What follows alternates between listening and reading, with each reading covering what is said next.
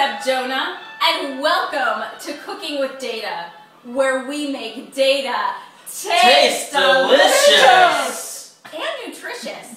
Today, friends, is particularly special. You know why? You know why? Because we have a very special guest with us here. He's an aspiring, qualitative data cook, and his name is Chance. He is so excited to be here today. Thanks for having me, Maru. I'm a huge fan of the show. Do you know what we'll be making? Well, Chance, that's a great question. Today we'll be cooking using grounded theory methodology. Instead of working deductively from a cookbook, we'll let our data emerge from the ground up and into something delicious.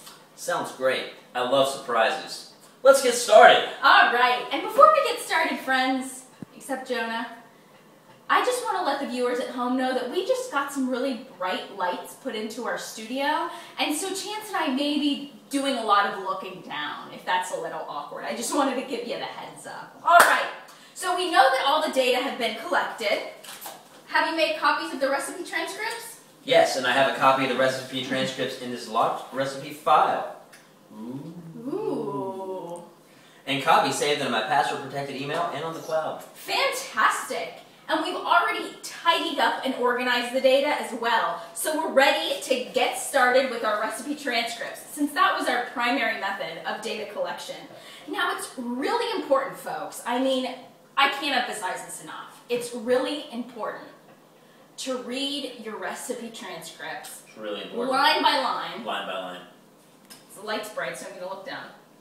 And get a detailed sense of what the data are saying. I mean, as Sally Galman says, you have to really hear what the data are saying, because the data speak to you, and you have to listen. And of course, data analysis with grounded theory is a rigorous process. I mean, it is hardcore, folks, and it involves a lot of discipline and order. Prior to the show, Chance and I got a chance, no pun intended, to review and code these recipe transcripts using open, axial, and microscopic coding. And now, Chance, I hear your favorite is microscopic? I love microscopic. It's the best. You know what? I prefer open myself. That's really, I think, just the most fun. Anyway, friends. That's fun, too. Yeah. They're both really great. Yeah. And I'd love to hear viewers at home if you want to, chat with us on our blog and send us to Twitter and let us know what your favorite phase of coding is in grounded theory. We'd love to hear from you. Please send us a Twitter. Anyway, an unabridged version of our analytic process is available at cookthedata.com. Yes, and we each reviewed the data separately to compare what ingredient categories came up for us. That is right, Chance. Iterator reliability improves the trustworthiness of your study and makes your findings taste so much better. I mean, what we're going to make today is going to taste so good because of the iterator reliability. So, Chance, what ingredient categories emerged from your analysis of the data? Well, after grouping my concepts into broader categories, I came up with education, change, outreach, empowerment, and dedication. You know, Chance, similar categories came up for me, which really validates our analytic process. You've really got this QDA stuff down, Chance. Well, you do know I've been reading a lot of Sally Galman's work. It shows, and smart move. I mean, I hear that Sally Galman is like the Julia Child of qualitative data analysis. I mean, she is really something else. Well, during axial coding, I found that all the categories stem from the central phenomenon being examined in this study, which was advocacy. Would that make advocacy the core category in our analysis? Well, Chance, I think that's a really good question, because I tried positioning each of the other categories as the core category, and they didn't quite fit. So I think your instincts are right, Chance. Advocacy is the core category in our study, even though it wasn't explicitly mentioned as an individual category. You know what that means, Chance. We're making advocacy pie! That is so exciting! I love pie. And through the magic of television, we get to eat this pie sooner than we thought. As it turns out. Because, oh, Chance, mean that you can talk over me. Oh, male privilege. So we've already mixed the ingredient categories together, and the pie is actually in the oven right now. That's the magic of television, folks. It's almost ready. I can hardly wait. I mean, I just bet this pie is going to be out of this world. Grounded theory is so cool. I can literally see the theory emerging. You know what?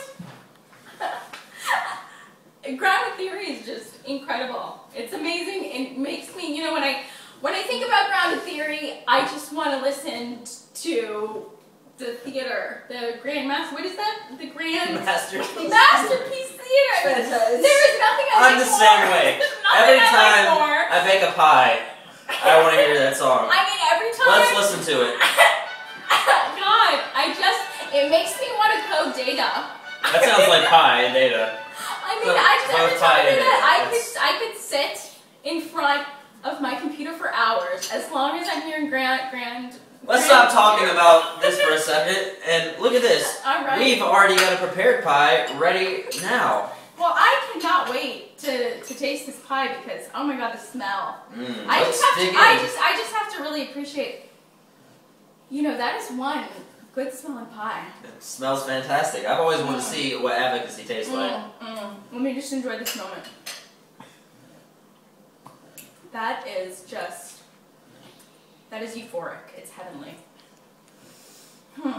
And it really seems, you know what, Chance, as I'm tasting this pie, it really seems like the dedication crust ingredient is a unique category in the data because, you know what, it brings all the ingredients together and sustains the pie in a way that the other categories just don't. I mean, there's something really special about this dedication crust.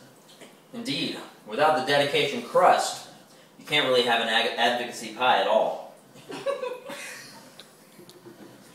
It'd be much more like an advocacy mush. It would be terrible. That's hilarious, Chance. Advocacy much. Are you a stand-up comedian? I mean, God. Well, Maru, I am standing up right now, and I'm comedianing. That is just too funny. You must be reading a lot of those Sally Gellman comic books. Yep. Unfortunately, we are out of time. I mean, I would love to stay here all day chatting with you folks. But you can find a full discussion of advocacy pie on our website. And will the recipe be available too? Well, Chance, it's really important to keep the recipe transcripts and other data confidential. The discussion and implications for an improved pie is what we share with the public. You might want to review. Yeah, I remember reading that in Sally Gellman's work. Got it. All right. I knew you would. See you next time, friends. Except Jonah. And remember, Data is delicious! Don't turn it off yet.